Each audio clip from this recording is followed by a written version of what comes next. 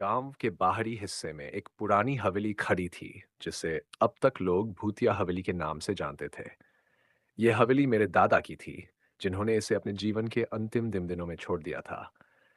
जब मेरे माता पिता ने फैसला किया कि मुझे हवेली की देखभाल करनी चाहिए, तो मैंने सोचा कि यह एक रोमांचक अनुभव होगा। लेकिन मुझे नहीं पता था कि यह अनुभव मेरे जीवन को बदल देगा। पहली रात हवेली में बिताने के बाद मैंने महसूस किया कि हवेली में एक अजीब सी खामोशी थी। हवेली की दीवारों पर जाले लगे हुए थे और फर्श पर धूल की मोटी परत थी। हवा की ठंडी लहरें धीरे धीरे हवेली के भीतर घूम रही थीं। मैंने पलंग पर बैठकर एक किताब पढ़नी शुरू की, लेकिन जल्दी ही मुझे एहसास हुआ कि हवेली में कुछ अजीब हो रहा था। रात का समय आया और हवेली के हर कोने से अजीब सी आवाजें आने लगीं। ये आवाजें कभी एक ऊंची चिल्लाहट की तरह सुनाई देती, कभी धीमी मूक सी होती। मैंने सोचा कि यह सब हवेली की पुरानी स्थिति का नतीजा हो सकता है, लेकिन फिर भी मैं बेचैन हो गया। मैंने अपने सोने के कमरे की खिड़कियां बंद की और दरवाजा भी बंद कर दिया, लेकिन आवाजें कम नहीं हुईं। आधी रात के करीब अचानक हवेली के भीतर एक ठंडी हवा का झोंका आया। मेरी आंखें अचानक खुल गई और मैंने देखा कि हवेली के एक कोने में एक धुंधली आकृति उभर रही थी। वह एक महिला की आकृति थी, जिसकी सफेद चादर हवेली के अंधेरे में चमक रही थी। उसकी आंखें शून्य में टिकी हुई थीं और उसके चेहरे पर एक दर्द भरी मुस्कान थी। मैंने डरते हुए उसकी ओर देखा और कहा, आप कौन हैं?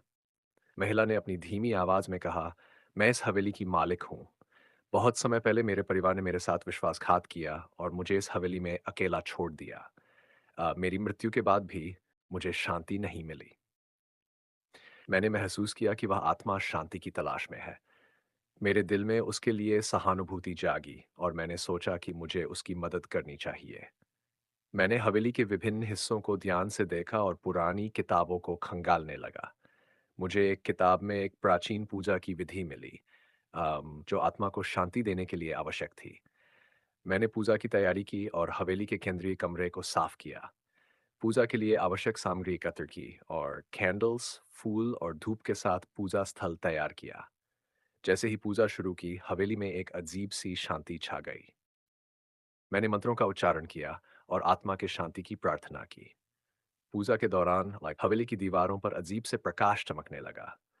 महिला की आकृति धीरे धीरे धुंधली होती गई और फिर पूरी तरह से गायब हो गई।